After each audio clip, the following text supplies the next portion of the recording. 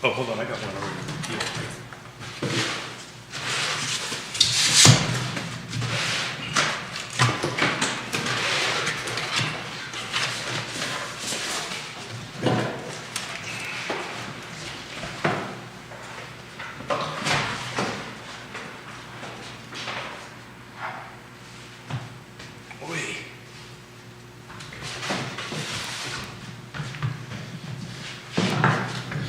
Did I impress you with my outreach there? Yeah, it's amazing. You have the CD cameras on the back.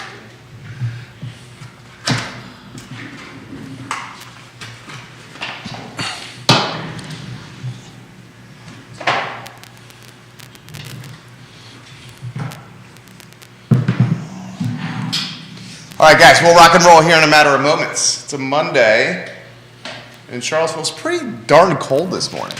I'll tell you what, Mrs. Smith is training for the Charlottesville 10-miler, so we went out for Mark at Ragged Mountain Running Shop does a Saturday run, group run on all that stuff, and it was like in the 60s. And this morning when we took our little stroll, Yona and I, it was in the 20s. No wonder everybody's sick. It was chilly. Cheers. You enjoy the Super Bowl? Truth be told, I thought it was rather boring. What'd you think of the halftime show? The choreography was. I'm trying to. The choreography. Look, I'm an old dude. I appreciate You're not that old, though. I appreciate the musical skills and the talent and all that stuff, but it's not my preference of music. It's not your genre of choice. It's not my genre, whatever, of choice. But yeah, Batman kind of goes into the 60s and the 70s, not disco, by the way. Did you happen to use Joseph Gentile's bread? I did. That was awesome. I made 2 huge heroes. So when I took Yona I dropped off Yona for her 7-mile run.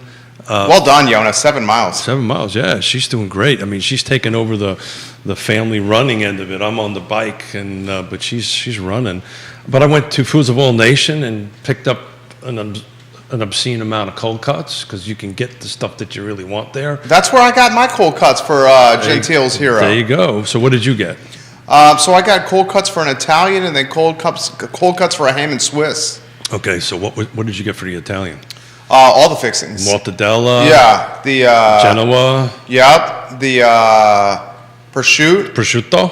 Yeah, I got some prosciutto. Good. Capricola. There you go, buddy. The cheese, is it a provolone? Provolone is what it should be. Banana peppers. Banana peppers. I got some Italian dressing. Oh, so I make my own. But. Salt, pepper, which we obviously already had at home. There you go. So tomato. A little bit of lettuce. A little bit of lettuce. Do you shred your lettuce or? We just did a little thin layer. We didn't shred it. it. And then we got the one for a ham and Swiss. Yeah. The next day, it was darn good. You can't go with ham. Can't go wrong with ham and Swiss. Jude, you eat your bread, Judah? Yeah, I made Italian bread pizzas. Oh, very good, Judah with carrots. Italian bread. Well, that's pizzas. creative. Good for you, man. Did What? you put your bread in the oven before you made the? Oh, yeah. There you go. Yeah, crisp it up. Makes a world of difference. World of difference. So, J-Dobbs, we can rock and roll. I know we put you on the fly here with that crystal ball camera. 30 seconds before the program. We apologize for that. Why don't we go in the 2-shot with you and I, and then we can adapt from there. And Liza agrees. Liza does agree. Folks, if you have questions, comments you want to relay on air, put them in the feed. Keith Smith and I are about to rock and roll here on Real Talk. The Monday Market Monitor with Batman and Robin today. Got Absolutely. couple of crystal balls out. Got some notes. Love to hear any questions on the market. Please throw it our way. Market questions, market dynamics. We're halfway through February now on Valentine's Day, and we are thinking some inventory is going to start springing on the market. At least we hope to God. It's starting to pick up a little bit. I think it's not going to be, what everybody wants, but, we're starting to change a little bit. Actually, I did take a few minutes and run some first 45 days over first 45 days in Charlottesville. Now we're all the way back to 18. And the reason I kind of picked that, was that was the last time we were at between 4 and 5% on mortgage rates. We'll talk about that. Seems like we're already at 4. If I read the news right this morning. Very excited. Judah Wickower, we're in your hands. Quiet on the set.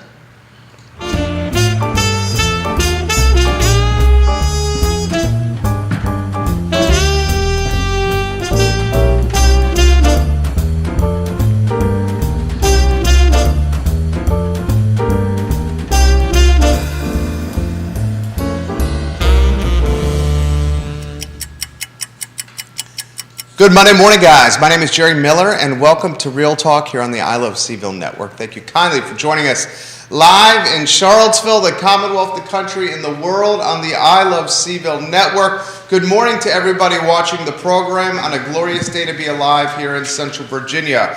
The Monday Market Monitor and Real Talk presented by Closure Title and Settlement Company, Ally Property Management, and Segura Solar. And I'll give you a little first-hand perspective. Thanks to Keith Smith and Real Talk, I have transitioned one of my rentals at the Villas at Southern Ridge You have. to Suzanne Real Good job. and Ally Property Management. Ladies and gentlemen, Suzanne Real, I'm going to give you a first-hand testimonial and make sure she knows this. This literally happened Kegger. because of Real Talk. If I had not have gotten a chance to meet her, I would not have done this. Well, that's kind of what we do here, right? We did this on Friday, right? This long format. We had Ned Galloway, Albemarle County Board of Supervisors, Neil Williamson on, and my God, if that wasn't our longest show, it was awfully close to our longest show that we did. And you get to get the stuff out, but when you bring in people like Suzanne and Ally, and you get to understand what they do for you, it's pretty awesome. I'll put it in perspective for you here. I mentioned to her, look, I'm managing it myself, margin's great, headache now and then on things breaking down. I don't want to take a hit with your cut. She said, this is what we're going to do. We're going to raise the rental from $1,600 to $1,850. You're going to pay me my cut, and I'm going to take care of every iota of this property. And guess what? You're gonna make the same amount of money. Came out slightly ahead. Really? Slightly ahead. Wow, good for you. Doing no work. You know, we have one. And we had a talk, and everything worked out. We had a talk and everything worked out. Okay. So you had a talk to the guy, you know it? I had a talk with Suzanne. Oh, got it. Before I had a talk with the guy. Got it. Yeah, and everything worked out. So the talk that we had translated into success. People have no idea what we're talking about. But you do. I do. Yeah, I do and very that's much the so. chemistry right there. Anyway, the props is for Allied Property Management. Absolutely. I have one, and we're working on some more, but I have one, and that one rental, I completely forgot about it. You know, that's how efficient she is. That's how efficient it is. Everything gets taken care of, and it's wonderful on that stuff. I was just thinking, I'm looking over your shoulder at the I Love Charlottesville logo, and today is Valentine's Day, right? It is. So, what did you get your Valentine today, or should we talk about that on the air? Oh, we could talk about it on air. So we have I don't want to spoil the surprise that's coming. Got it. I'm coming home with it. Hit the brakes. Sorry. But she's going to be very happy. She actually has a very good idea of what it's going to be. It's what she's wanted. My wife is pursuing a path of green thumb. Oh. Where she would like to start growing vegetables in her personal garden that she could utilize in recipes herself. Got it. I believe it's tomatoes and peppers she would like to start with. Ooh. And there's this thing, and I don't know. So you got her a garden. I'm not sure if she's watching it. Are you familiar with these raised gardens? Yeah, sure. I've got 2 of them, 3 of them in my yard. So it's almost on stilts. Don't get yourself into trouble. I don't think she's watching right now. Got it. But it's the one that is on stilts. Yeah. Good for you. Yeah, and Good then the fixins for that, if you may. There you go, and then so you can make some more Italian heroes. We'll get Joe. It's all about food. Joe will bring down more bread. You'll have more stuff, and then you can put your stuff on it. What's in your garden? Mrs. Smith runs the garden. Okay. It's mostly flowers, actually. We don't have they're wildflowers. We just don't have. as my father would say, a garden requires a gardener. And, we have a very simple wildflower gardens, and that's something that it takes care of itself. It reseeds itself on that end of it. Do a couple of roses on that stuff. Okay, very nice. One thing I wanted to bring up with you is, what do you make of, we can utilize ours for example if you'd like. What do you make of 3-bedroom, 2 baths in condo complexes in the urban ring, renting for $1,850 a month to $2,000 a month? Yeah, I think thousands of light on the light side. $1,850 Yeah, to 1850 $2,000. to 2K. Yeah, Yeah. It's where the market is. It's it's the shortage on for sale and rental is the same as far as the inventory, and it's putting so much pressure on inventory and on rates. I'll tell you, I was talking over the weekend with a client that is looking for a short-term rental in Lake Monticello, right? And as those who watch know, I've been there since '87, or listen, I've been there since '87. I mean, you're looking at homes out there trading in north of those numbers, $16,000, $18,000, $2,000 a month for a 3-bedroom, 2-bath home. And I remember when we first moved there, we were renting a house, and I think we were paying $200-300 a month for the same thing. Now that was 35 years ago; it was quite some time. But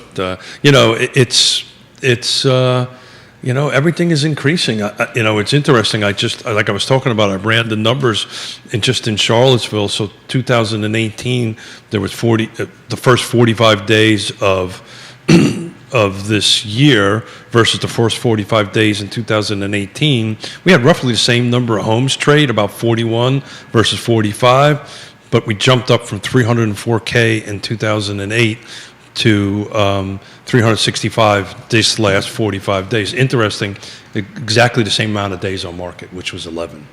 So we've seen this 11 days on market, but rentals, are the same. They have the same impact, and we need more inventory. And how it's funny. I was talking to Yona on the way in this morning. I love our little story, Yona and I story, and she goes, "Well, nobody wants to hear this anymore." I kind of feel this way about inventory. We've been talking about it so much that I just don't. The solutions are, I think, clear. I just don't know if we're ever going to get there. Does that make sense? So yeah, I just don't, it's like, I just don't know our crystal balls that we have in front of us. I just don't know what we can wave over that to go ahead and fix this inventory shortage. But the reason I ran those numbers, like I said earlier, 2018 to 2019, according to CAR, we were somewhere between 4 and 5%. That was the last spike we had on 30-year mortgages at 4 or 5%. We got to go back to 2011 to hit that 5% number again on that end of it. So I just wanted to kind of point out we were still selling roughly the same amount of homes, just at a much higher price. Well, and the thing that makes me a little nervous about this is the University of Virginia has indicated they're going to bring in more students than ever. And they need somewhere they got to live. Are they really going to bring over 26,000? Is that what? I didn't read that article. The admissions for this fall will be the highest total admitted in University of Virginia history. And that will be, what, 26,000, 27,000? Let me do a quick Google search. I know it's the highest total in UVA history. Got it. So, yeah, you're 100% right. So we've had this conversation numerous times, right? Do we bring second years on campus or not? Ultimately, what happens, I think, is you'll have it'll be like a sucking thing, right? The second years will move on to campus, and everybody that's from further out will move in. Excuse me, folks, moving in. I think what UVA is trying to do with this 1,000 to 1,500 affordable housing units may be helpful in the market, but as Ned was saying and Neil was saying on Friday, we just got to figure out a way to increase this inventory. There was 51,000 total applicants for the class of 2026. So this incoming first years. That's a 6% increase over last year. 31,000 of those 51K applied early action. So a couple of takes from this. It's never been more competitive to get into the University of Virginia than it is right now. I would agree with that. It's also never been more expensive either. Never been more expensive, never been more competitive. 51,000 total applications for the class of 2026. That's a 6% uptick over the class of 2025. The class of 2025, 47,827,000 applicants. UVA in early February offered 6,243 students early admission to the class of 2026. So what concerns me about all those numbers, and we folks, this is Batman and Robin show, so we're just having fun here and having a conversation. You know what concerns me about that is the number that I really want to take a look at is how many of these kids are graduating with a 4-year degree or getting jobs, right? There seems to be the trend that they're getting these degrees or advanced degrees, and either they're not getting the jobs or they're not getting paid, right? My daughter's a prime example, right? She's a teacher, God love her, and is passionate about it, but she has a master's degree on that end of it. Now she's out in Seattle. Let's put it in perspective. The cost of living there is insanely high. But if she was back here, she was making 30, 40 grand a year with a master's degree. And the reason I bring this up is some of the things we probably need to be talking about, again, on this inventory thing and in the real estate side of things. We're not really producing the trades folks to go ahead and do that. A decent, plumber or carpenter or electrician that is, licensed and ready to do this is making way over that amount of money, but we're not generating enough work. We're not generating enough education for them, and where is that? And at some point, I'd love to do a show about that to bring in the folks from Piedmont Community, Ridge Schuyler and Frank. I can't remember Frank's last name. I'll mispronounce it, so I don't want to do that. Where are they at? Squillace. Yeah, it's not Smith or Miller, right?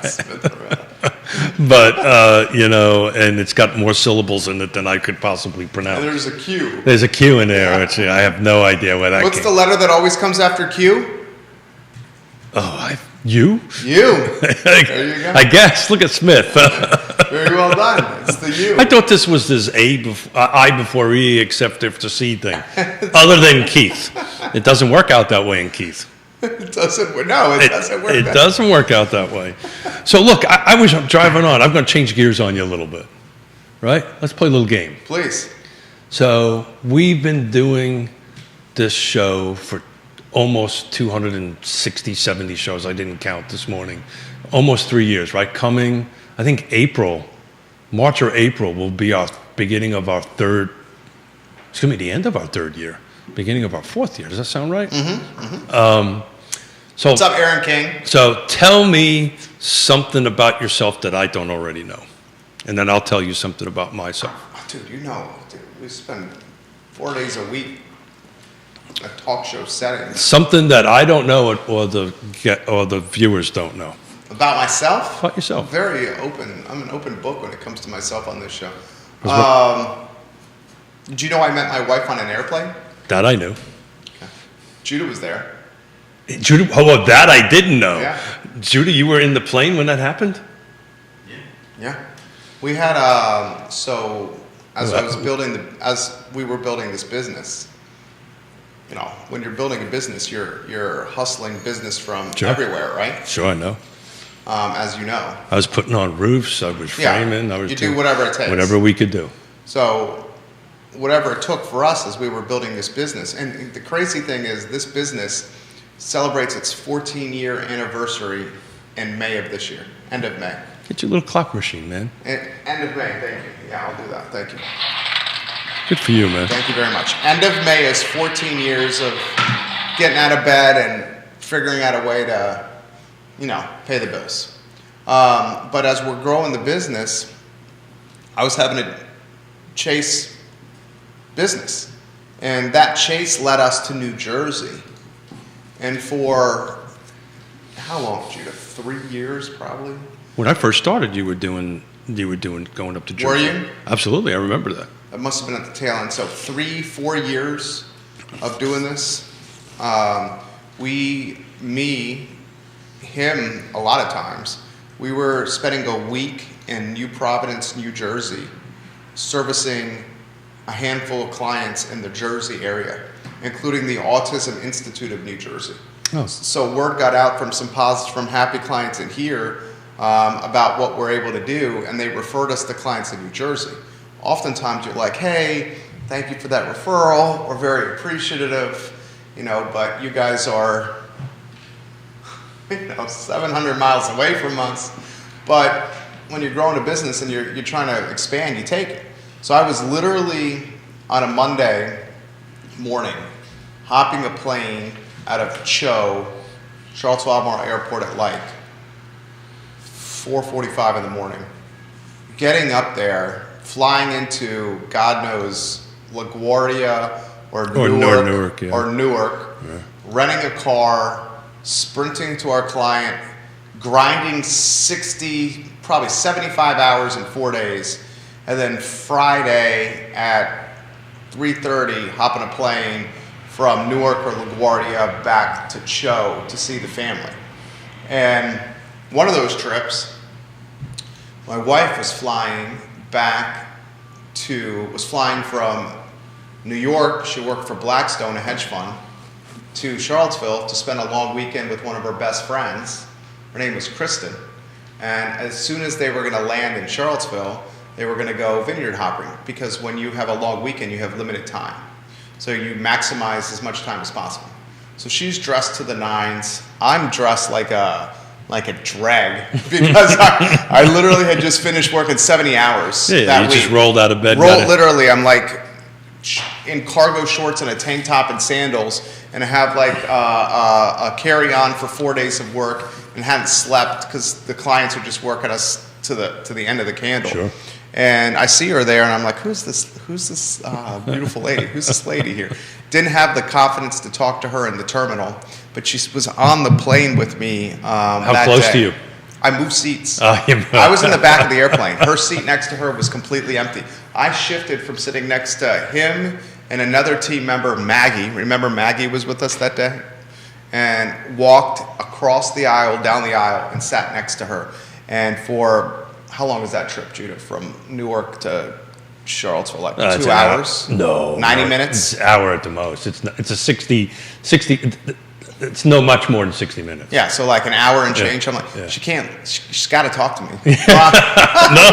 No. There's these little buttons up there that call the, what are they? Flight attendants. Yeah. Right? Flight attendants. Hey, this dude's bothering me. We're on an airplane. There was a button that she could have called, There are potential air marshals that she could have done. That was something. July 10th, 7 years ago, July 10th.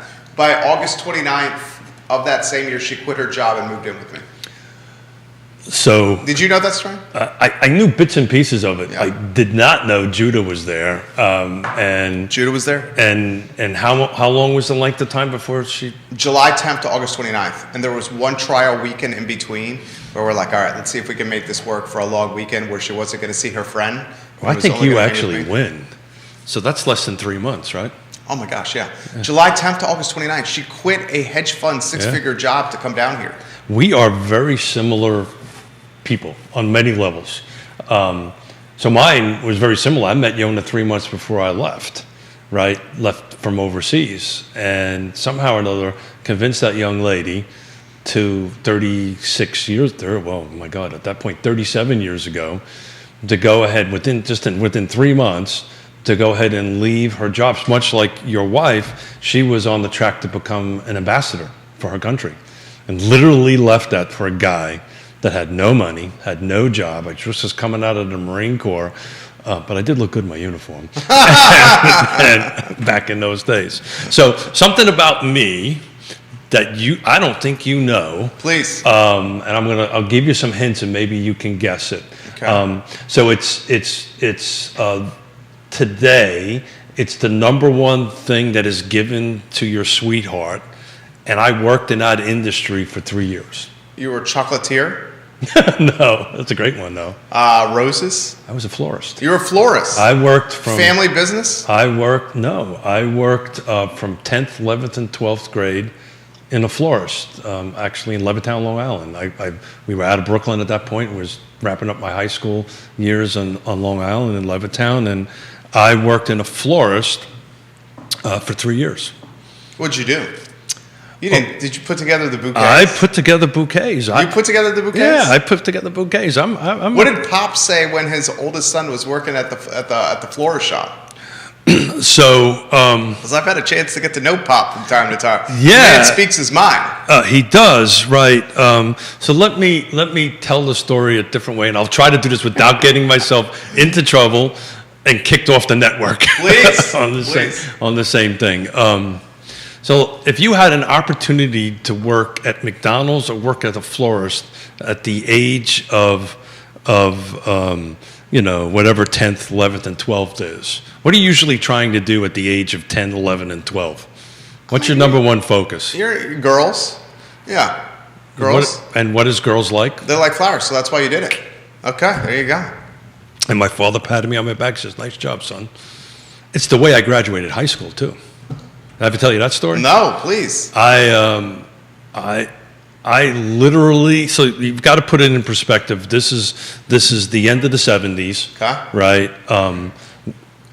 There was no money. The cities had no money. The states had no money. High school, my high school class went in 10th grade or actually it's 9th grade, from 9th to 10th grade from 20 to 30 kids to 60 to 80. I literally did not go to school my last 2 years of high school. Physically, never went in the building. I went to work. I was making money, right? I went into the building, and back in those days, in order for the school systems to get the state money, it was all about the number of diplomas that went out the door. There was no SAT, not SAT test. There was no whatever. SOLs. SOLs. Thank Yeah. you. Standards of learning. It just was what went out. And so there was, so what was commonplace is the teachers would just sign stuff and we would go out and we would get a diploma and, that was it on that end of it. But this English teacher would not do that. She was young, right out of college, I guess, or something like that. And she wanted me to write a paper on Chaucer. Oh, gosh. You wrote a paper on Chaucer? I did not write a paper. Okay, I was going to say, what happened with that? You've received emails from me. I can't write. You speak to text. Yes, and that does not understand Yankee, but I showed up with 24 yellow roses. And she said, literally, she signed it, exact words, she signed it, she says, "Get the hell out of here, you're going to do good in life, kid," and just handed me the thing. Smart. Showed up with 24 roses, graduated high school. That's how I graduated high school. What you learned from that job as a florist? But you learned a lot. I learned, it's funny, I love my wife with all my heart and soul. She's my better 7/8. Would not know what to do without. Every single moment of the day, I honor this woman, right? I really do. But I don't buy flowers. I don't buy stuff when I'm supposed to buy it, right? Today, I hugged her. I told her I loved her, and we went on our day. But there's always roses. I always have roses. Always had for 35 years. There's always roses. Anytime you come up to my house and visit my house, I always have roses in my house. Cut flowers, I will always bring that down. And the girls, if they're watching, will echo that. I always made sure we had some sort of, and I would just bring stuff home. "Honey, I love you," and I would set that up on that end of it. But I don't, because I'm supposed to buy chocolates and roses today. You don't do it. Why? Because you don't like the forced element of the holiday? I don't, yeah. The commercialization of love, if you may? That may be the answer, but if I don't tell my wife I love her every day and couldn't succeed without her every day, telling her one day isn't going to make a difference, right? It's every day. You know, that's how you meet somebody for 3 months and you stay married for 36 years. Every day we tell each other. Every day we tell each other we love each other, and we mean it. We go to bed saying that, and never, ever, ever go to bed angry with one another. If there's an issue, it needs to get resolved before everybody goes to sleep. Nick Herpes says, love story time with Batman and Robin. Story time. Aaron King. Going to see them tomorrow. The Herpes is going to be on Real Talk. We love the Herpes, the stars of Today Mananas, and the principals of Emergent Financial Services. Emergent Financial Services is A++ from an honesty, talent, and credibility standpoint. Aaron King, Western Albemarle's finest graduate, is watching. Ooh. She works for Feast. Feast just celebrated, Aaron, if memory serves correct, its 20-year anniversary. I will check my email on that fabulous press release you sent me, Aaron King. And if you need somebody to grow a business, Aaron King is A+ when it comes to that. Gwendolyn is watching. Are you in Holland? I believe Gwendolyn? she's still in Holland, yes. In Holland. She says these are such beautiful stories. Thank you, Gwendolyn, for watching the program. She we is. should welcome you, Gwendolyn, on those emails that you sent on housing to Real Talk. Yes. I have to dig 20 in. years yesterday, Aaron King. Thank you for Feast. Aaron, you are A+. 20 years, wow. Anytime you guys want to celebrate that endeavor, we are happy to host EK. You know we are. 20 years, man. 20 years for Feast in the Purple Building. Unbelievable. That Purple Building's been there for 20 years. Has it been 20 years that entire time, EK, in the Purple Building on West Main? It just feels like that has not been there for 20 years. But you know what? I've been here for 35, and maybe it is. You know, the years start blending. She'll let us know. She's fabulous. I've seen her run a number of businesses and run some restaurants and really contribute to Feast's success in the Purple Building. She says she's going to be Gwendolyn in Holland until March 15th. Cool. Then we should welcome you. You know, Keith's call. He's the executive producer to Real Talk to talk some of these housing initiatives that she has. Absolutely. It'll probably be a little bit later in the month because based on commitments. But I'll connect with Gwendolyn, and I sat down, had a lovely chat with her a few months ago. Aaron says same location, Purple Building for Feast. That's been there for 20 years. That's amazing. Holy schmoly. I mean, and it just speaks to, and obviously, guys, we're reflecting. We're sentimentalists today on Valentine's Day, and that was intentional. But we love to celebrate. We love to celebrate the brands and businesses and people we love. We started with our wonderful better halves, but where in a place like Charlottesville, except for a place like Charlottesville, can a high-end grocery, deli, takeout counter, make it, gourmet store make it? Oh, without doubt. Charlotte just speaks to how amazing this community is. And not only make it, but Feast is crushing it. They crush it. They crush it. It's you know, Yona and I sneak in and sneak out of there all the time because, you know, time is, you know, what we are, but we pop in and we pop out. Then we zip on over and pick a little Albemarle bread out, which I did not want to. Albemarle Baking Company. I did not want to say this in front of Joe Gentile because I didn't want him to hurt me. But I have to tell you, it's the bread out over there is freaking awesome. Albemarle Baking Company is the real deal. And it's funny, changed gears on a little bit. So we went over to Mom and Pop's house we watched the first half of the football game. That's why I made the heroes, and we shared it with all that stuff. And we literally got into a debate over Bodo's Bagels versus the ones from back home. And we're pretty hardcore New Yorkers, my family and I. And I got to tell you, Bodo's, Joe's not going to like this, but I think they're better, frankly. I really do. If I had to make a choice over that, I'd probably pick a Bodo's Bagel. So what he's referencing is Joseph Gentile last week on this very program. He's from, is it from Queens? From Long Island, right by the Queens border. Right by Queens. He brought us bread, bagels. Bread, but bread in how would you describe those bags? So there are these. Not airtight, obviously, but Yeah, my son-in-law does this stuff. vacuum sealed. They vacuum seal He it. vacuum sealed bread from his favorite deli in Queens. Brought them down Bakery, to us. bakery. Bakery, thank you, in Queens. Brought them down to us less than 24 hours after they were made. That's exactly right. In vacuum sealed bags, bread and bagels. Joseph Gentile, hello, welcome to the show. And there you go, Joe. Hello. There you go, And Joe. welcome to the program. We love you, Joseph Gentile. And How about them nuts? he just showed us his generous side. Absolutely, absolutely. We thoroughly enjoyed them, my wife and I, his family. Judah made flatbread, Italian bread pizzas, So if Joe is watching. or Italian bread pizzas. Yeah. Italian bread pizzas. But what we're emphasizing is for a town. You would still describe. Would you describe Charlottesville as a town?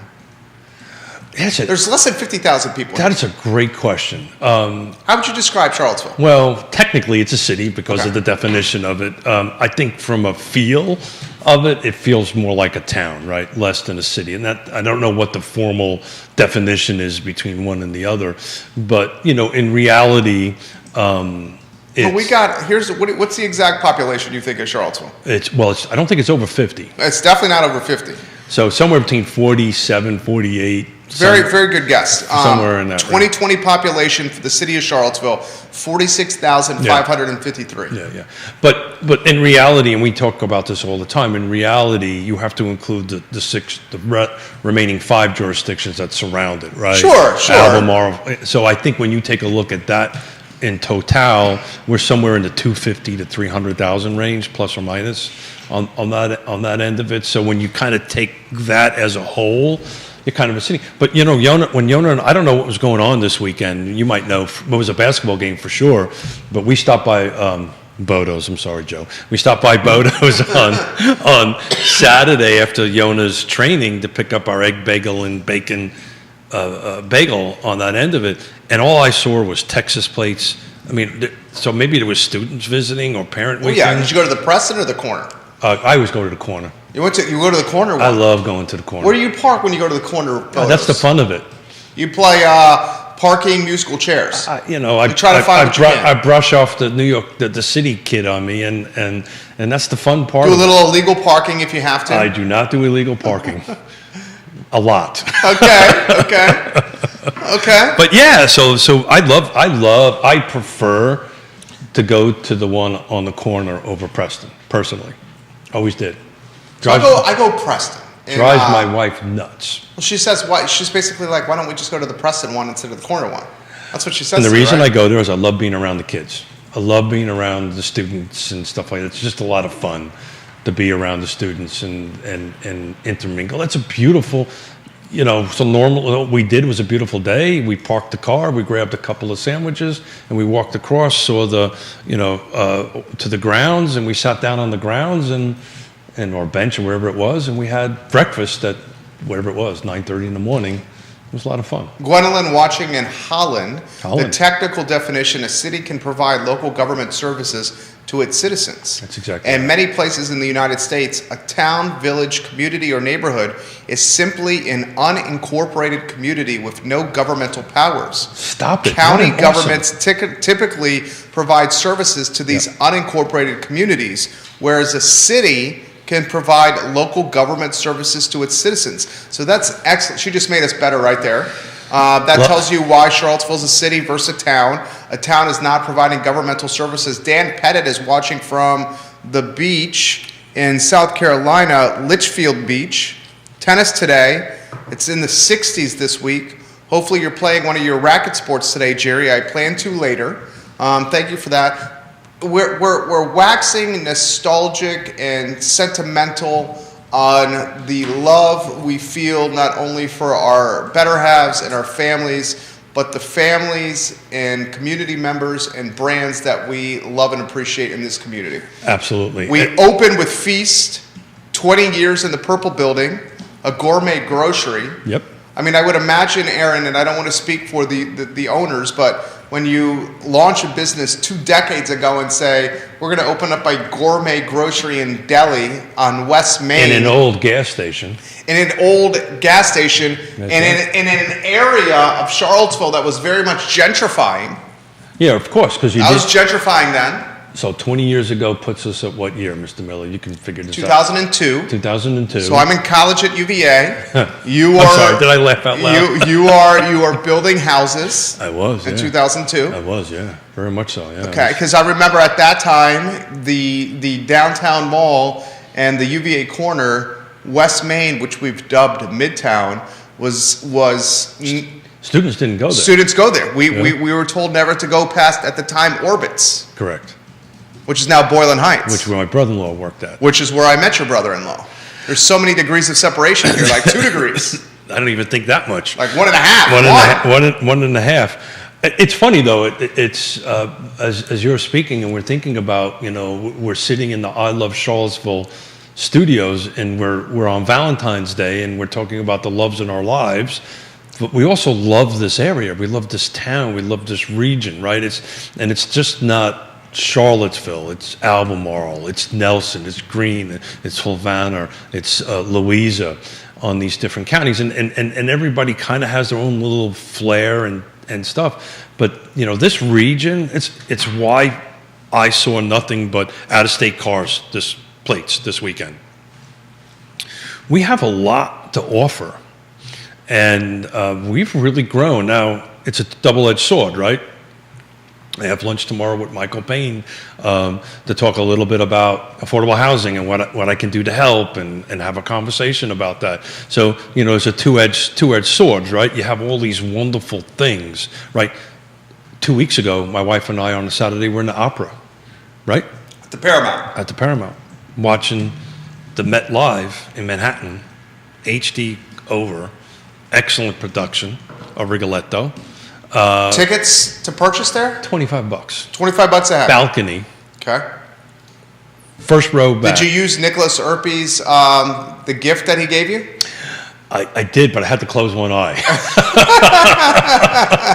Nicholas Erpy, friend of the program, one of the co-stars of Today Manana, gave Keith Smith as a gift. For birthday. Birthday. What's the exact description of those? Well, Opera binoculars? well, Is that what they are? Yeah, I'm not as refined as you are, Keith, or Nicholas, certainly. Nicholas is more refined than both of us. What is the name of the gift, Nicholas Erpy? they're called opera glasses. Opera That's glasses, what they're called, okay. yeah. And there were antiques, and the left one was. The glass was a little cloudy. He So. says, I'll find you a better pair. Have no fear. And they're opera glasses over here. And Well, people are asking for more stories of Charlottesville, please. Yeah. Multiple people. So let's kind of talk a little bit about things that have changed. We talked about Feast in 20 years, right? Prior to that, it was a whole gas station kind of set up over there, which the restaurants changed a couple of times. It used to be so. Little something is it called now? Okay, Help me so out. you're talking about the gas station. It's called Little Star. Little Star, right across from the Quirk. Dude, it's a funny story. The first date that I ever had in Charlottesville as a student at UVA, I took the lady I was seeing, the girl I was seeing, to Fuel. Oh yeah, that's right. It was Fuel. That's right. Yeah. Where Little Star is now. It was Fuel. We sat outside, and oh my gosh, before Fuel, after Fuel was help us out, Aaron King, help us out here. It went through several different. Dude, I should also know what one of the iterations were, because that was the location of my first day with my wife. There you go. What I'm texting her right now. What was the name of the restaurant we went to on our first date? I remember it too. I can visualize it. I can do that. But look, we Guys, tell us the iterations of those restaurants where Fuel was. Aaron would really know this. It was Fuel, something else, Zinc. Zinc was one of them. that was it. I think Zinc was after. No, It went Fuel, something else. Three Penny Cafe. That. Oh, geez, you're good. That's where our date was. So I Three think- Penny Cafe. She's watching right I now. and think she's it's- Three Penny Cafe in the hand over the head emoji. Three Penny Cafe. Zing. Lauren, happy Valentine's Day to you. She says thank you. Yeah, happy Valentine's Day. I don't know how you put up with this man, but happy Valentine's Day. She said that this morning. Oh, no. No, She no, didn't no. say that. No. Don't do that. No, she didn't say Don't do that. She said, "Don't come home." I mean, yeah. So, but it's funny that we. So I remember in '87. I'm just thinking where one could have eaten in 1987, 87, 88, when we first moved here, and there really wasn't that many choices on the downtown mall at that point. It was the hardware store was a big one. that. Yeah. Now, keep in mind, It's C&O. C&O, which, 87, 88, we just had our first daughter was only a couple years old. In fact, let me go to the C&O website because I think C&O. Oh, a story about C&O. Do you know, it has a Smith family connection to that. Well, Sandy McAdams was the original owner of C&O.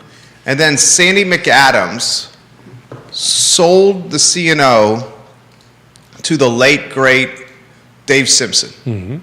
And Dave Simpson passed the torch of C&O to the current owner, Chef Dean Maupin. C&O brought the elevated dining as we know it to downtown Charlottesville. But the bar is awesome downstairs. Oh, we love the I bar. can't wait until the planning district Wood commission- burning fireplace there. Well, there's two of them, Well, downstairs there's one, right? and there's one upstairs that Yona built. Yona built it. Yona built theirs, a Tuli Kivi from Finland, a soapstone fireplace. Yona used to run the U.S. and Canadian operations back in the early 90s for a Finnish company that was operating out of Schuyler, Virginia. And they were fabricating these soapstone fireplaces, basically like a wood stove kind of setup on it. So when you walk in the main lobby, right in front of you, there's this soapstone stove. She literally built that with her own hands. James Watson watching the program. Hey, James. His brother-in-law. I met James Watson when I was rocking a fake New Jersey ID to sneak into Orbitz when he was the barkeep, James Watson, and we bonded over cold beer and UVA sports. So crazy that I met your brother-in-law while at school, thanks to a fake New Jersey ID that we created in Dabney 101 of old dorms with a laminator and some glossy paper and some fluorescent paint we bought online. And he's my True story. And my brother-in-law. He says How- this. There was no Mas Tapas Nope. or the local restaurant Nope. 20 years ago. Nope. There were only 2 breweries and maybe 3 vineyards Yep. 20 years ago. Well, and I remember the vineyards, and they, with all due respect, the wines 30 years ago were not what they are today, and that's kind of how this happens over time. But it was Jefferson Vineyards was really the only real vineyard 30 plus years ago in the area. I think where the Barbersville was the other. That was pretty much the 2 vineyards at that particular time. And just talk about that process, what has happened in over 30 some odd years, that we've really become the East Coast epicenter. absolutely of that epicenter, second in wedding location. But to go back to James, I can't remember, how did you actually meet my sister? How did you, James Watson, meet Keith's youngest sister? And I'll probably bet it was at a bar. That's how a lot of people met. Yeah. So I can't remember how he actually met Megan. So a lot of comments coming in right now as we show our love for this community in Charlottesville on this fantastic Valentine's Day. Thank you, everybody. Yeah, and please continue to contribute, guys. Johnny Ornalis, who owns El Mariachi and Guadalajara JPA, my wife and I, our first date was Buffalo Wild Wings in Barracks Road Shopping Center. Wow. Ha ha ha ha, he says. Johnny Ornalis, and I what would year imagine you were an incredibly charming guy that chatted up your beautiful wife over some has cold not drafts. stopped. That guy is smooth as all can be. Johnny is A-plus people. Absolutely. Johnny Ornalis Absolutely. understands the concept of hospitality. How did you break the ice, Johnny Ornalis, with your beautiful wife, who is a teacher in our community now? I'm curious to hear that love story. It's funny as I'm thinking of these gentlemen and their significant others.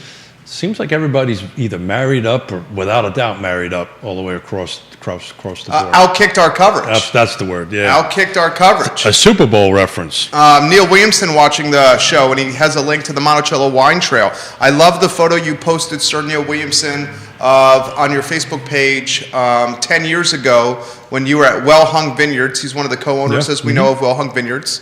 And he looked very dapper in front of that photo on his Facebook page. Everyone should go check that out. And what happened? James Watson, also, Johnny Ornalis, you're going to love this. So James Watson met his wife, which is his youngest sister, Keith's youngest sister. This is the amazing thing about social media. I what's love this. happening. I'm just sitting here listening. So James Watson on one of Watching our you work. Facebook pages says, I met Keith's younger sister, my wife, James Watson's wife, in 1998 at Wild Wings in Barracks Road.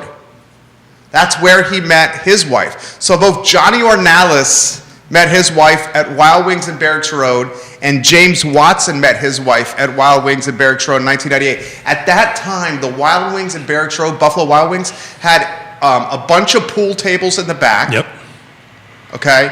It was not only a sports bar, but on Friday and Saturday nights, Buffalo Wild Wings at Barracks Road, I remember because I was sneaking in with the New Jersey ID, Buffalo Wild Wings in Barracks Road turned into almost like a club. I mean, I hate to use the word club, but they'd have DJs, and it just turned into this epicenter of dancing around the pool tables. Did they not, James and Johnny, move the pool tables so people had room to dance? That's what I remember. So where are people? So Wild Wings is not there anymore. Wild Wings is north of town now.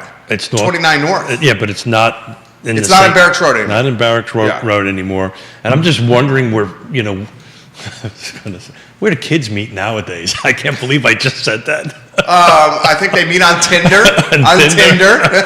If you haven't seen the Tinder Swindler on Netflix, watch that documentary. I literally can't believe I just said that. So where do kids meet today? They meet on Tinder, on Bumble, on Tinder, online. I don't know, man. I'll tell you what. I am super lucky. I'm on the 80-year marriage plan with Mrs. Smith. But I honestly mean this. I would not know what to do if I didn't have. Okay. No, I would. You would, dude. You're a winner. Now, obviously, you outkicked your coverage. Yoda's a superstar, rock star. Yeah. We love Yoda. Yeah. But if you were in the game today, you would have no problem meeting somebody. Yeah. No, I don't think I'd have the energy for that. Nicholas Erpy met his fiancée at St. Thomas Aquinas Church, and he asked her out via Catholic Match online. Good for you, man. Yeah, I love it, Nicholas Erpy. At church. So did you know that there was a Match.com that was Catholic in motif? Catholic Match? Look, I suspect there's a Match.com for everything. Well, there's a Farmers one. What's the Farmers one? Farmers Only. Farmers Only. How could you not watch those commercials? Yeah, that's the one. It's Farmers Only. Yeah, God bless you all. I just don't know how you would do that in today's world. Well, I think it's done more online now. Yeah, I don't know. I know for me, I found a lovely lady. You just had to go to was it a communist country at the time? I went to a communist country. Yeah, a communist country. I went behind the Iron Curtain for half a decade to find my wife. There you go. Yeah. And the rest is history. I can't overstate this. That after 3 months, this lady left everything. Left a track to be an ambassador, left her family, left her country, and came to another country with a guy that didn't have a job. I had no money. And oh, by the way, getting married and getting ready to have our first child, that's a huge leap of faith. And there isn't a single day that goes by that I don't thank her for that. That's amazing. Just hugely, I am selling that one every day, 365 days a year for the next 50 years coming down the road. Neil Williamson says a new shirt for Smith. The graphic on the front of the shirt is "Old Guys Rule." It took decades to look this good. Sir Neil Williamson. Neil, thank you very I much. love Neil Williamson so much. I had a ton of fun on Friday. Dude, Ton of fun. Lauren says this. She said, Neil, exact words about Friday's show. Neil always knows his stuff and always informs me whenever he's on. But she goes, whoever that other guy was really knows his stuff too, and you should have him back on. So, well, that other guy is Florida Supervisors of Albemarle County. His name Used to be the chairman. Used to be the chairman. His name is Ned Galloway. But she goes, he really knows his stuff. That other guy. You know, on shows like that, it makes what you and I do so easy. Oh, we sat back and listened. Yeah, and That's what she said. You and Keith sat back and listened. And actually, when I got back to the office, Emily said, "You okay?" Emily is my. You weren't talking as much. It's just literally. That's literally what she said to me. That's what Emily said. She says, "You okay?" I said, "What do you mean?" She says, "You didn't say much." I said, That's literally what my I wife didn't said. need to. That's what I said. Yep, didn't need to. We just got out of the way, but to pump up Neil a little bit. And what's interesting, the way that went, it was done in a way that both respected each other, even though they had different opinions on yeah. the issue. And what this show does so well and this network does so well, right? Talk about what wasn't around 20 years ago. Talk about what wasn't here 35 years ago. You know, that opportunity to have an hour and 45-minute conversation, long-form conversation, is just super useful for everybody. So if you Dude, he left the show saying, I encourage anyone in a position of leadership to come on Real Talk. Yeah, but I paid him to say that. You did not I pay him only to say kid. that. Only Scott Morris, welcome to the program. Hey, Scott. Ross Mortgage guys, Scotty Morris, A-plus people. Scotty, Morris. how did you meet your wife? Oh, Scotty Morris, yeah. I would love to hear how you met your wife. Put it in the comment section. Our buddy James Watson met his better half, Keith's youngest sister, as you know, at Buffalo Wild Wings, formerly Barracks Road. Johnny Ornalis met his better half at Buffalo Wild Wings, formerly Let's Barracks get Road. some young ladies' perspectives, right? So how Gwendolyn in Holland says it's a full-time job dating these days. She says, I can only imagine. full-time job. Oh, Aaron, God. how did you meet the fabulous Rick? There you go. How did you meet the fabulous Rick? I'm curious of that story. It was in a restaurant? Dude, I would bet, Aaron, I'm not jumping to conclusions, so I'm asking you, Western Albemarle's finest graduate, Aaron King, did you meet Rick at West Main, the old All for Arthur's, the now Tavern and Grocery? I believe you did, Aaron King. Wow. Do you remember Awful's Authors? I got a crazy story about All for Arthur's. You know what? I actually believe that. I got head-butted out in the back parking lot of Arthur's. So what did you say to deserve that? The guy was out of his mind hammered. Uh-huh. And it was about over a parking space. And then my buddy, who a fraternity brother of my time, this is when West Main was a little, how would you describe West Main at one time? A little different. It was different. Okay, Different. It was different. It was different. My buddy at the time, who I was with, Headbutted you. for some reason he had one of those sticks that the police officers have that you can sling out and they turn into a baton, but they're really small and it's like a black metal stick. Do you know what I'm talking about? Let's call it baton. And you sling it out. Uh-huh. You know what I'm talking about? Uh-huh. He chased that guy down with one of those sticks. There you go. Literally chased it. That's a true story. Yeah, wow. That's- Well, Awful Arthur. Aaron King met Rick at West Main, but I Main. work with his roommates as well. But yes, I do say we met at West Main. I knew it, Aaron King. there I you knew go. it. You're on the restaurant track. I there. love Aaron King. Now this is important to But emphasize. they work together, though, right? She says, I did, but I work with his roommates as well. But yes, I do say we met at West Main. I also believe, Aaron King was one of the team members that helped open Commonwealth Sky Bar with Justin Butler That's right, yeah. and Alex George. And we helped brand some elements for them, notably their brunch. So that's how I got to know Aaron, because I was like, this girl is a freaking rock star.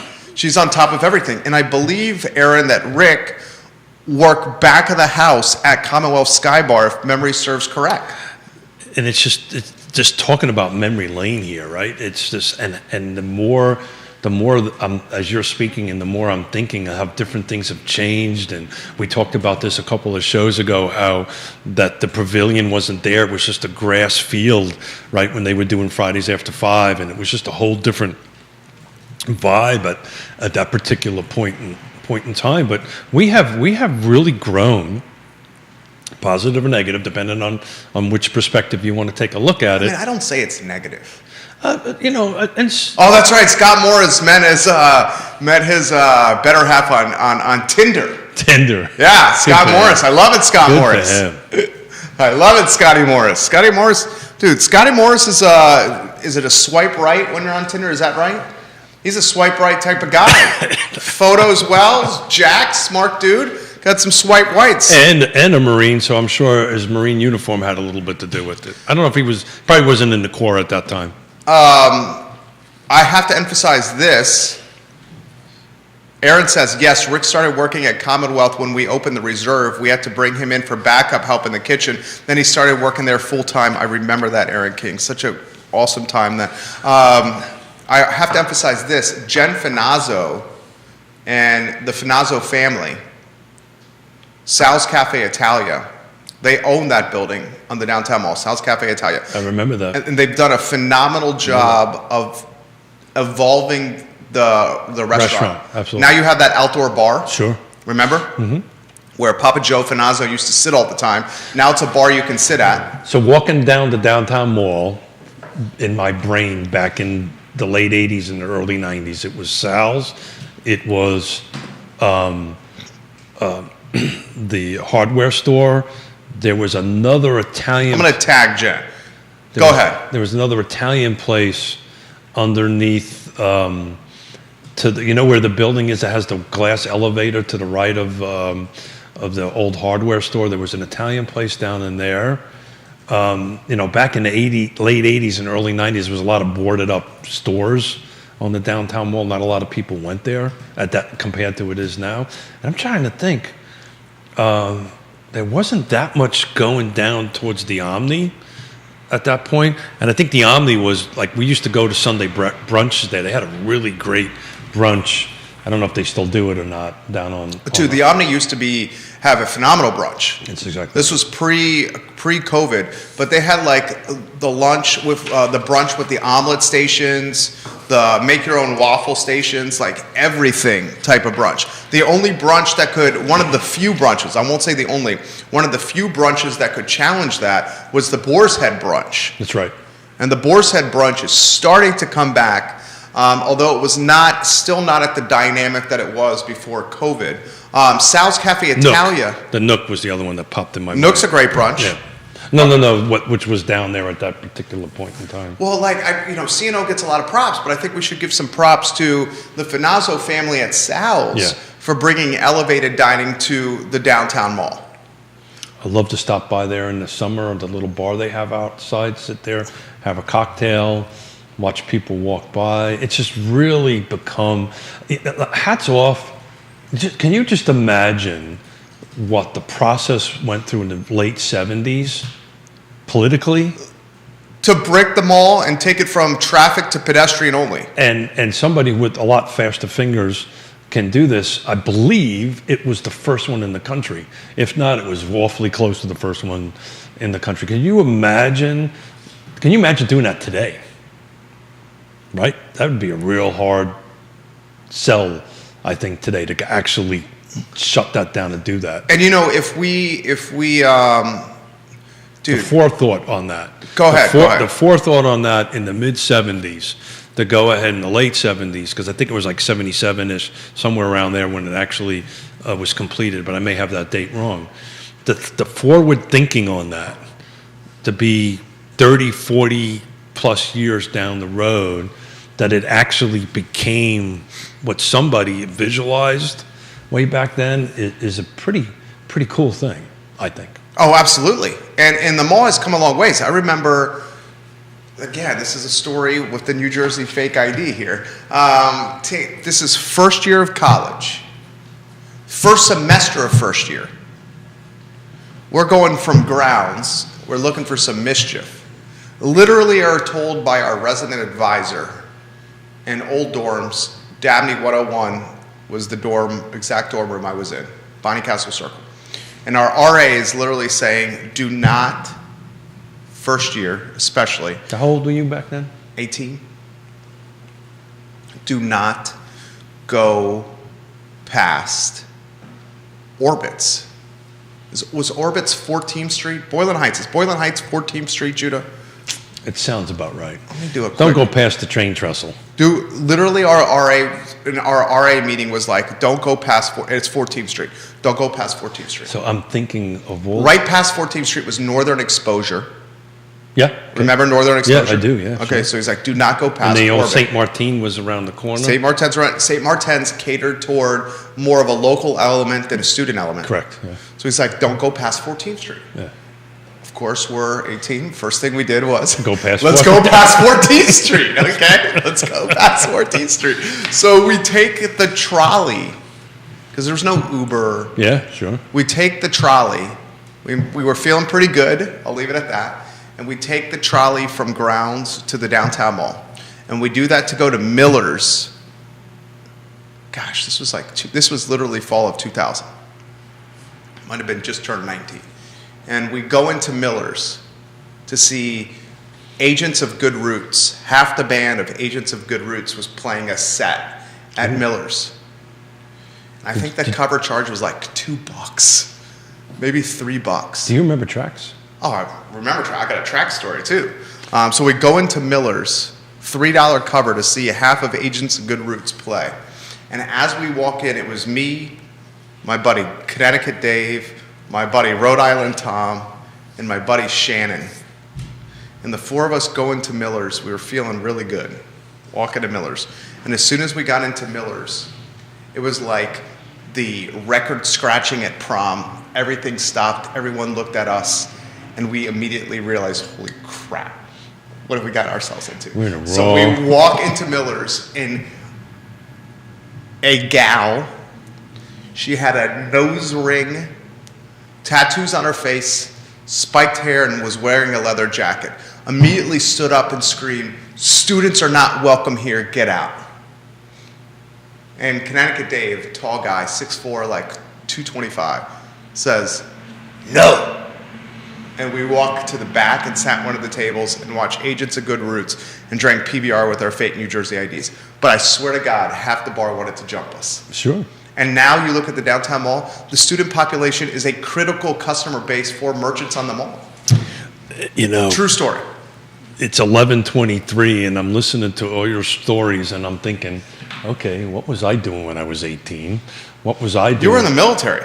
Yeah, I was 19, 20, 21, 22, 23, 24 on that end of it. And unfortunately, some of the stories that I'm not so sure I can tell any longer, maybe some time has gone by, but you know, just listening to that and smiling and hearing your stories is wonderful. You know, it's cool what this town has become.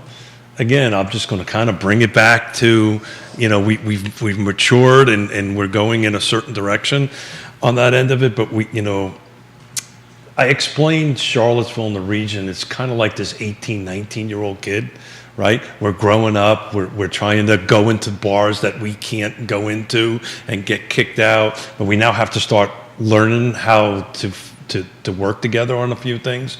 And again, as I keep on beating this drum of housing for all, I think we need to kind of focus a little bit on that. But that's. Multiple folks are asking us questions on the feed here. I just wish I could tell some of my stories. That's all. Well, you No. can't do that. No, I might end up in jail. Yeah, you might end up in jail right there. Awful Arthurs. This is from Bill McChesney.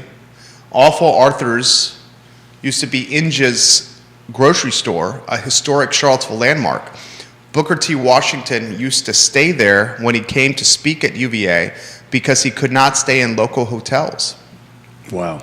Booker T. Washington Inge and Tonsler were friends through the Hampton Institute.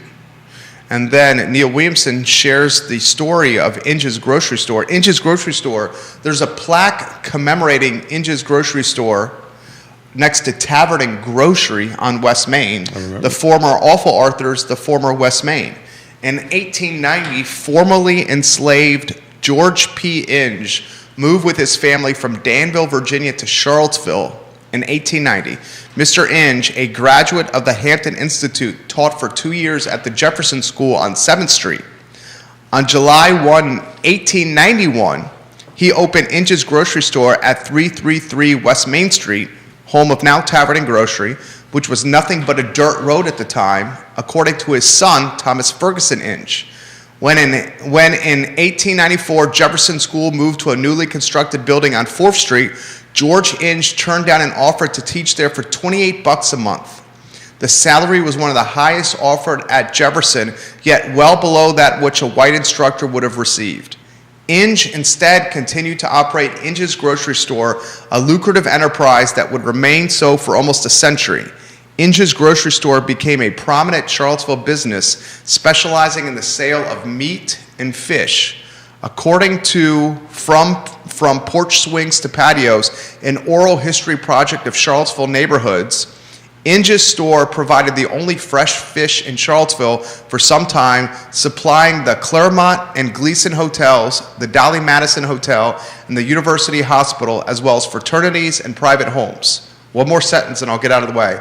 As the Vinegar Hill area developed into an African-American business and residential district, Inge's grocery store stood at its center as an important commercial and social establishment. In 2004, the city of Charlottesville unveiled a historical marker honoring the significance of Inge's grocery store. The marker is located at the front of 333 West Main Building, now the Tavern and Grocery restaurant. I love the viewers and listeners. Thank you for doing that. Yeah. Thank you for the viewer for sending it in, and Jerry, thank you for taking the time to read that. Our history, the good, the bad, and the ugly, needs to be told and needs to be shared. So thank you very much for doing that. You know what we should do? This is just spitballing on the fly. You're the executive producer of Real Talk. Okay, you seriously are the executive producer. You call the shots on Real Talk. We should do, and it's a real estate show. I am so glad that we're doing this. Instead of talking about lack of inventory, this is exactly what I wanted to do today. It's just to have a conversation with my buddy Jerry. We should do a historical show on Vinegar Hill. We would have to. I know I would have to bring in folks that are way smarter than me. That's what I'm saying. Yeah, we bring in folks that know Vinegar Hill inside and out, and the unfortunate history of Vinegar Hill. Well, and it's important to do that because that would document the record. It would document the record. It also for Charlottesville. It's also what repeats itself. History. So it'd be really important to understand that, understand the history of it, and so anybody out there that's listening that can recommend a couple of guests that we can bring in to do that, please drop them into the feed. I'll pick up the phone and call them. I'll make a few phone calls to some of the folks that I know in the space and see what we can do. But that would be a lot of fun and very helpful that we can go ahead and share that history. And maybe not just Vinegar Hill, because there's other neighborhoods that there's some history that we need to share on that. The 10th and Page, for instance, neighborhood, there's history there that folks need to hear. The Vinegar Hill story, and I encourage anybody to get on Google right now and Google Vinegar Hill, Charlottesville, VA. And when you do, there's going to be a Wikipedia link at top of your search. And read that history. And I'll read the first paragraph from Wikipedia. Vinegar Hill was one of the earliest neighborhoods in Charlottesville, Virginia. Originally a predominantly Irish neighborhood located near downtown, it was bordered by West Main Street to the south, Preston Avenue to the north, and 4th Street to the west. When it was first populated by African American families in the early 19th century, it was called Random Row. Mm-hmm. George Toole, a local Irish American resident, began calling it Vinegar Hill to memorialize the Battle of Vinegar Hill. It was incorporated into the city in 1835. Vinegar Hill is remembered now for the city of Charlottesville's invasive urban renewal project that begun in 1964 that razed the majority black neighborhood. Razed means destroyed. Exactly right. That would be an amazing story. Yeah, I mean, I'm loving the show, man. I knew a little bit of this on the periphery, but what reading and listening and taking notes from it, I think we can bring folks in and really talk about the history of it, not only from a history of the last 35 years, but the history that went long before that. Bill, before the Omni Hotel, the mall was still a street from First Street West. The merchants, led by the owner of the Young Men's Shop, were opposed to the downtown mall idea. The Young Men's Shop was on the corner of 2nd Street Southwest and West Main. There's another show. The Evolution of the mall. The evolution of the downtown mall. Mitch Van Uries gets a lot of credit for the downtown mall's evolution. And I believe David Toscano was on council at that time. And he is credited, because Toscano has come on some of the shows I've done, Mitch Van Uries for being an architect or visionary of the downtown mall. Yeah, so, but... And there are not many in Charlotte, and many in the country. Well, that's Pedestrian-only malls. And that's kind of what I was leading to on how, we think a little bit about Charlottesville and the region around that. A lot of firsts, right? So, downtown mall, I don't know if it's the first, but it's awfully close to one of the firsts. The whole brewery vineyard field business is really kind of started, in my opinion, around here. It grew around here and it moved in. Folks like Mr. King was instrumental in trying to get that business to grow. The university, of course, is the heartbeat of all this. If university wasn't here, we've had this conversation before, we probably wouldn't be sitting here with these microphones and cameras in front of us on this. But look, at the end of the day, this has really matured into a wonderful place. It's why we're top 1, 2, 3, 4, or 5 historically, constantly, for places to live, culture, wine. This is just, it's why people want to come here. I got a trivia question for you. Oh, thank you. Can you name the first brewery in the city of Charlottesville's history? Oh, that's probably a loaded question. I was going to say South Street, but I don't think that's it. From my head, it's Star Hill, maybe? South Street Brewery, the first brewery in the Charlottesville city history. I got that right. South Street Brewery, founded months before Star Hill Brewery on West Main. So it's awfully close. Right? Months. What year was South Street founded? 1998. Yeah, okay. 1998. And Star Hill Brewery was months thereafter, in early 1999, I believe. Yep, 1999. I mean, it's just, now we've got code. We've got the data center coming up at a UVA.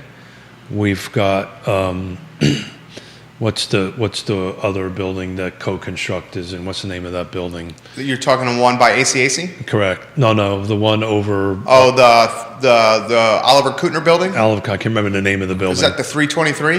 I believe you're right on that end. Across from Friendship Court. Exactly right.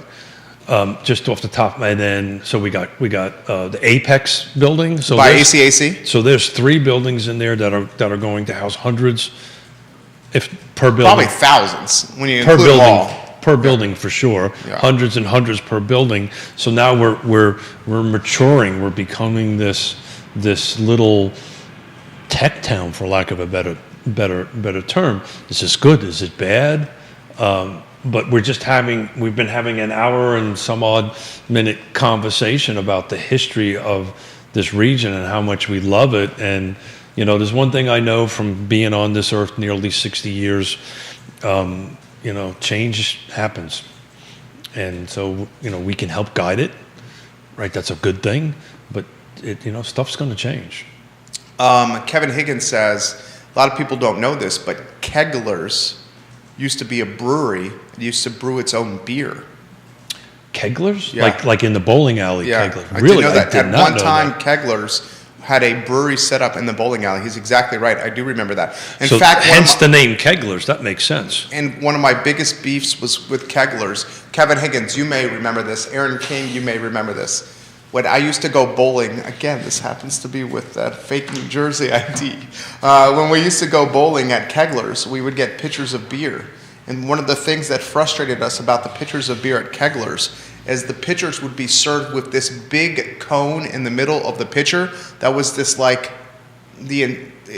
essentially a frozen ice block in the pitcher. But what we as broke college students and broke 20-somethings hated about that frozen cone in the center of the pitcher Put was less beer in it. it took volume of beer out of Yeah, the pitcher. Absolutely, yeah. Yeah, so it wasn't a legit full pitcher. It was freezing cold, It was freezing cold. but it wasn't legit full volume. So what's cheaper, beer or ice?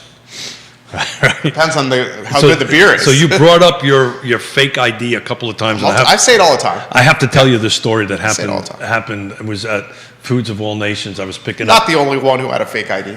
Not the only one that Yeah. had a fake ID, but so I was their little wine shop over there has some Austrian wines, and I wanted to pick up some wine for Yona for the weekend, a particular Austrian wine that she likes. On that end of it, so I was checking out. It was like 9:30 in the morning, and the young lady wasn't paying attention to me. Didn't really look up, and she goes, "I need to see your ID." Right? So I pull out the ID and I said, geez, I hope this works. I paid a lot of money for this fake ID. And she looks up at me and she goes, really? And I just laughed and she laughed and we moved on. Anyway, it was an ID story. I love it. I absolutely love it. So multiple folks are asking for the Vinegar Hill story. Yeah, let's do it. I'm in. I'm in. Other But folks are asking on Twitter for the downtown mall story. Okay, I like it. So those are two that are real estate based that I think would document or paper the trail. Thank you so much, folks, for chiming in because what as the executive producer on this stuff, We like suggestions. I love suggestions. We've been doing this for 3 years now, and any suggestions, any ideas, I'd love to do it. Kevin Higgins has for you a suggestion. Mr. Allen, who owned H&M Shoes and what I believe is now the Hamilton's restaurant building, would be a great topic for a future show. What an inspiration that man was. That's from Kevin Higgins, who's a phenomenal contributor to this network and content across the board. So those are three great show ideas. I mean, Vinegar Hill could be a multi-part series. well, I'm literally taking notes. I think Downtown Mall is a multi-story. I think Vinegar Hill is on that. So folks, please be patient. This takes some time to put together on the guests, but We could do also, as an idea, history of iconic landmarks. And it's a real estate show. History of iconic buildings in the city of Charlottesville. well, I was That's just a great idea. I was just thinking about H&M shoes. That's where when I first came here, we used to buy our shoes there. And what we would do here, and look, I'll take it a step further. What we would do with this show, But what's changed, right? well, what we could do with this show is, because this is what VMV Brands specializes in, is we would SEO the show, search engine optimize the shows strategically and appropriately. So when people Google the search or search the history of these buildings, these shows would show up atop the search ranking. So the shows that we do would be the paper trail or the historical documentation of these historical buildings. And Keith Smith and Real Talk would forever be the authors of these historical documentations. So in a lot of ways, each show would be documentaries of Charlottesville's history. And that is what we call, what? What do we call that? Listening to Jerry. Isn't that what that's called? Smith, listen to Jerry. Okay. It's just awesome what we're doing here. So I'm making notes because I've got all kinds of notes on here. I got Vinegar Hill, Downtown Mall, historical buildings. You would be the Well, then you do your magic. I just need to get people put together. documentarian we would be of record for historical in. landmarks in Charlottesville, Virginia. I'm in it. I'm in. And as those landmarks get more gentrified or continue to Well, things evolve, change, right? the history gets lost. Well, that's the point I was trying to make. It, you know, I have forgotten. Steve Harvey via text message, digital historical records. That's exactly right. It would be digital historical records. I have forgotten about H&M shoes until this show, and that's where I used to get my shoes. Commonwealth Sky Bar, Aaron King's watching the program. Now Passiflora used to be A&N That's right. I remember that actually. on the downtown mall. I remember that. Holy schmoly. Yeah, and Woolworths used to be CBS. Come on, Smith. You could do the CVS's, right? Used to be the Woolworths. Used to actually have like the real soda. That's another place to sit down and eat on the downtown mall that I forgot about back in those days. You would walk in, and I used to take, when Yaz was a little kid, we used to go in there, we used to get an ice cream soda and all that kind of great stuff, and Woolworths. And Woolworths is not around any longer. It's just, wow, I'm feeling old. No, but you know what we could do? We could take, dude, this is, You're excited, I can tell. I mean, this is a great idea here.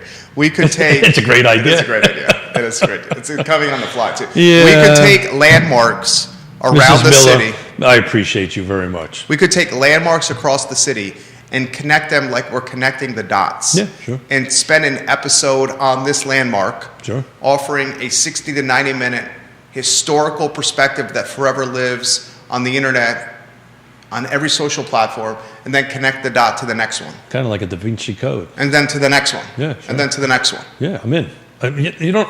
You know me well enough to know it doesn't take much to sell me on something, so I'm in. Let's do it. But to do this justice and honor, this is going to take some time to put together. Now on Facebook message with Kevin Higgins. Who's the Eric you're connecting us with?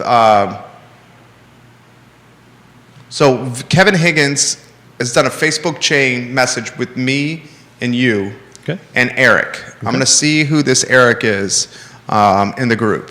It is Eric Allen. Okay. Oh. He says, "Hey Eric, I'm connecting you with Jerry Miller and Keith Smith. They own and produce an online show in Charlottesville. I loved your dad and suggested he be discussed on a future show with you in the present. Love you, buddy. Good luck and have fun. I'm in. H&M Shoes has a story. It's got to be told." Yep. That's amazing. Kevin, thank you. You know, well, talk about what wasn't here. And multiple viewers are saying CVS was standard drugstore, not Woolworths. Where was Woolworths? There was a Woolworths there. Where was Woolworth then, viewers and listeners? But they're saying it was standard drugstore. Okay. I know there was a Woolworths at one point on the downtown mall. I can't remember when, but I knew there was. So maybe I'm having a senior moment and thought it was Woolworths and it actually was standard. It could have been. But I remember there was a Woolworths in Charlottesville at one point in time. Now I got to check it. Where was the Woolworth? Put it in the feed. Somebody help us. Somebody help us. Where was the Woolworth? That would be a great question or a great answer to help us with. Bill, can you help us with some perspective? Neil, can you help us with this perspective? Where was the Woolworth? Yeah. No, seriously, they will tell us. Are you getting texts over there? I'm getting a text from Neil about your New Jersey fake ID. Got a bit of a workout. Woolworth was, mine, dude, New Jersey fake ID was used everywhere in multiple cities and jurisdictions in multiple states. There you go. And I reference it many a time. Woolworth was on the corner of First Street. Bill just put it on the feed. First Street. It was further down than where Standard Drugstore was located at the CVS. But it was on the mall, though. The cross street was the first. Corner of First Street. And what was I mean, the I would cross? imagine that's the mall, right? That's the mall right there, right, Bill? Yeah, I remember it. I get the cross streets confused. Was Logan Wells Claylow says, was Woolworths located where Caspari is now? Caspari is that expensive Italian stationery store. Ludwig Kutner, the landlord of Caspari. Oh, now I'm really having a struggle here. That would make sense because that's where Bill is saying is on First Street. Isn't First Street the crossing that goes by Downtown Grill? So Fourth is Heather Hyler Way. Yeah. Right. So first has got to be that crossing by the First- Omni. Is that right? Got it. You know what I'm talking about? The crossing by the movie theater? No, you're that talking, goes in you're the talking opposite about direction where, of Heather Hyler You're Way. talking about where Barbadero is opening up its new restaurant. And its Yeah, new, thank you. yeah. Its new restaurant.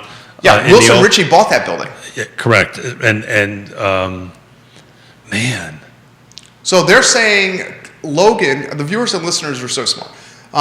Logan is saying it was on the where Kaspari is now, and Bill is saying it was on the corner of First Street. So those are the same spots, aren't they? yeah, but first in what, right? So it's First in the mall. first in Maine. First which is in the Maine. mall. Yeah. So could it have been where the new movie theater is, where Violet Crumb, which Bill, Logan. Which, by the way, anyone offer some help us Yeah, out here. I'm literally Please. walking down the downtown mall in 19. Todd Daggett watching the program. 87. Do you know Todd?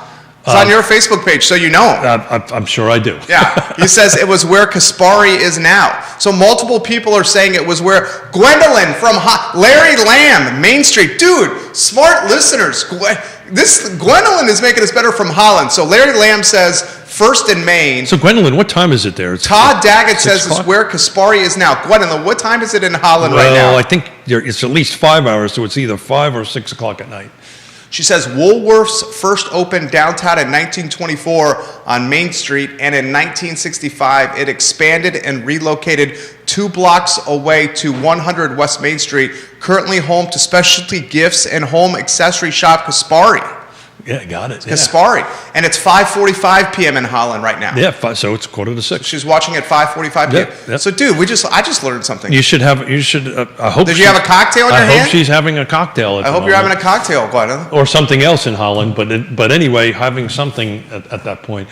Yeah, okay, I knew I was close, but yeah. Downtown Athletic was part of the movie theater, I believe. Logan Wells Claylo watching the program. Downtown Athletic, yeah. Dude, So I tell you what, we went to Yona and I went to go see a movie on Saturday night. We're huge movie folks, and we went to go see the new Death on the Nile, which if anybody is into that type of, it's an excellent movie, well done.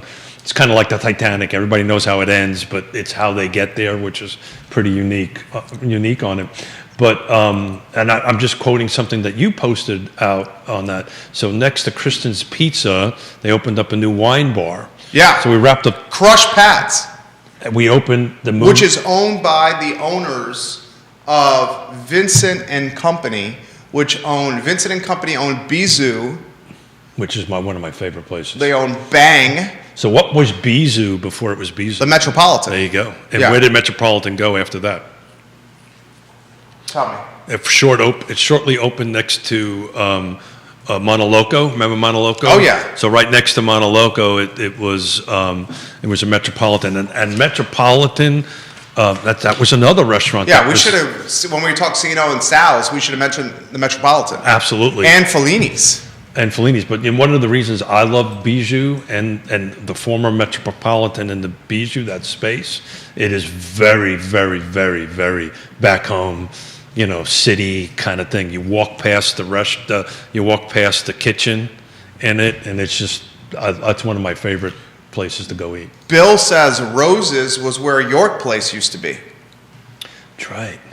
Wow. Charlie Lewis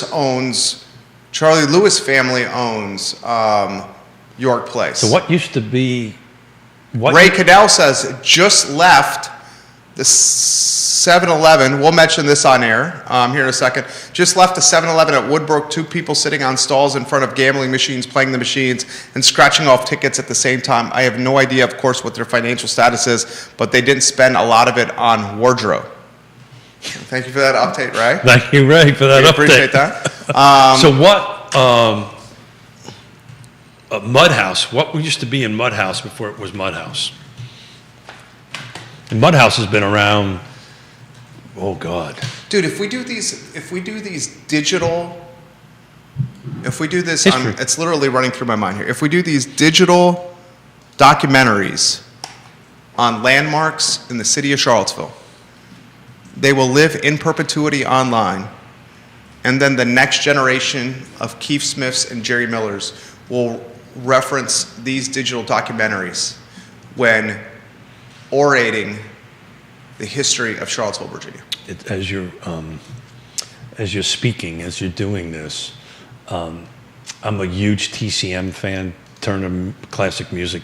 This would be the Turner Classic Movies of Charlottesville. And I watched, as you're speaking and thinking about the history and all this stuff, I've watched the original Planet of the Apes the other day with Charlton Heston in it, and it was just, as you're talking about doing this digital history and all this kind of great stuff, it was really cool to watch it because it was made in '68 on that end of it, and you see how the language and the interaction was going on. It was very much so what was going on in the country in the late '60s on that end of it, on that stuff. And this is exactly what this could be. This is a permanent digital history. I'm excited.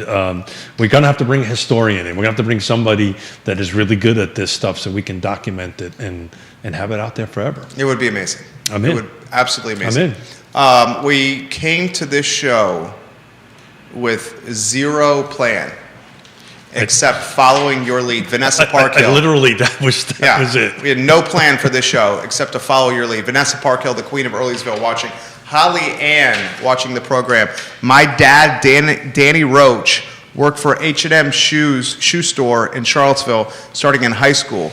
Also, he managed the one in Blacksburg. I have pictures of him modeling shoes for them on the downtown mall. Holly Ann, can you send me? Dude, this show is so dynamic. Did you actually ever as a kid go through a shoe store and remember that whole process? Yeah. It was, it was. Well, that's what makes Ragged Mountain so good. Oh, it's yeah. because they have people that check your gait and your arch and have you walk in the shoe before you leave. You know, they're unbelievable. As you know, this is their 40th year being in Charlottesville. Yeah. And I actually talked to Mark on Saturday after all the runners went, and we were chatting, and you know, business is great. You know, he's just celebrating his 40th year. So if you're in, you know, walking, running, or whatever, or just want to say hi, put a mask on, go in there and say hi. And if you want to talk about getting a little bit of history for the last 40 years of the downtown, of the corner, talk to Mark. He'll talk your ear off. Trust me. It's a New York, Jersey thing. He'll just keep on talking. But you know, if you're in the market, go get that. And it was funny because Yona just got a new pair of shoes on that end of it. And look, you could probably dollar for dollar, it's almost the same price you could go to Zappos or wherever the heck you buy shoes these days, but you will never get the personal attention. Yeah. It's just like what we talk about, bring it back to real estate. That's why this phone I'm holding in my hand is never going to really replace what we do for a living to help people get in their homes and meet their needs on that end of it. It's great to do a little research on a shoe, but when you sit down there and you have somebody the caliber of Mark, actually spending, and his kids. And exactly right. Spending time with you, their most precious commodity, that's a win. Can you, Holly Ann, who's watching on one of the 15 Facebook pages this show is streaming upon, can you send Holly Ann a direct message to Keith and I so we can coordinate perhaps with someone that you may know about the history of H&M shoe store in the downtown mall? Her dad, Danny Roach, worked for H&M shoe store in Charlottesville in high school. I would love to spotlight this history on this program. You know the other thing, the other thing that you don't see anymore in town, card stores, Hallmark stores, right? If you want to go and buy something for today's Valentine's Day, right? Where do you get? It used to be you could go to there used to be a Hallmark store, if I'm not mistaken. There was a Hallmark on the downtown mall. It was where the Bank of America ATM is now. That's exactly right. Yeah. And that's what you would do is you would go into the Hallmark store and Lloyd's Hallmark. That's exactly right. Yeah. And you would go ahead and, you know, get your birthday cards. You know, where do you do that now, right? Larry Lamb says Gleason's Bakery was my favorite place across from H&M Shoes. Gleason's Bakery moved to the building next to ACAC downtown because I used to get bakery items from Gleason's on that building. That is now, I believe, a finance firm. So do you remember when Gleason's was where ACAC and all that stuff? Gleason's was in the down. That's what I just said.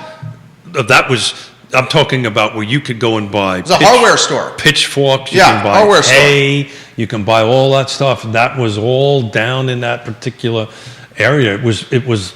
Larry is saying on your respective Facebook page, Larry Lamb, I'm sending you a friend request now.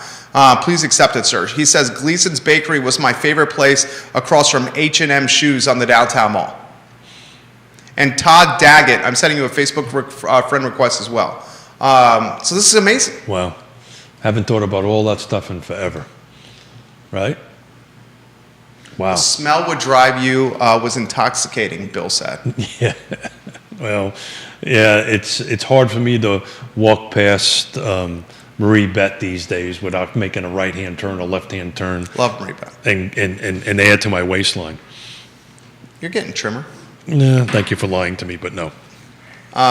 This was a great show. It was a great show. One of our best ones. Oh my God. I know. Sorry. No problem. It was thoroughly our pleasure. It is 5 to 12. It is 5 till 12. Holy schmoly. Any closing thoughts? Digital documentaries. I got notes. I got copious notes. Copious notes. We will do this. We won't have time to brainchild it after. Oh, dude, Neil Williamson on my Twitter page. I'll retweet this right now. Woolworths and Roses downtown Charlottesville, 1976. These two discount stores were mainstays in downtown Charlottesville, Roses and Woolworth. If you want to see what they look like in 1976, my Twitter page, Jerry Miller Now, is the handle. I will retweet it as we And speak. Roses moved to Pantops. Roses, and it's still there. It's still there. Any- And that's something to talk a little bit about, how these different neighborhoods have matured or changed. And, I remember, I don't know, you probably weren't in town when that happened, but I remember when they replaced the bridge, the Free Bridge, and it was just a one lane one way and a one lane the other way. I remember when they built that, just to get traffic to flowing in and out. We'll close with this. Keith Smith, you see what he's all about. He is all about Charlottesville, Albemarle County, Central Virginia. His firm is Yes Realty Partners. Yes Realty Partners. Find them online, yesrealtypartners.com, and trust them with the buying and selling of your home, guys. He is, and Yona, as honorable as they come. On the I Love Seville show, which is in 33 minutes, we will have Lloyd Snook, the mayor of Charlottesville, Virginia, to talk about budgetary constraints and as they apply to school reconfiguration, notably Buford and Walker. $75 to $100 million needed for reconfiguration. And if the project is green lighted, the capital improvement project budget will be frozen for 10 years. Yeah. And a 10-cent real estate tax rate increase will be needed to fund school reconfiguration. So talk about things that are new that we weren't around some time ago. It's literally what you're doing here today, what we're doing today, what you do on the show, on your show, on the network every day. We document the trail. You document it, but you have the opportunity for somebody like Lloyd Snook to sit down, and I can assure you, your fingers are going to be flying during that show with questions and back and forth. So I have a 12:30, but I'm going to rewatch it this evening because I really, really want to see what Lloyd has to say. Thank you. Kevin Higgins says, remembering our history, and this is a perfect way to close the show. Kevin Higgins, remembering our history will dictate our future. This city is on the rebound and will be stronger than ever. I don't know much, but I know that. So Bravo, Kevin. It's Valentine's Day. Remembering our history is a way of showing love. Amen. Amen. This is Real Talk, guys, presented by Yes Realty Partners and the I Love Seville Network. We hope you enjoyed this show as much as we did hosting the show. We will see you in 20 and 30 minutes, guys, with Lloyd Snook. Take care. Thank you, everybody.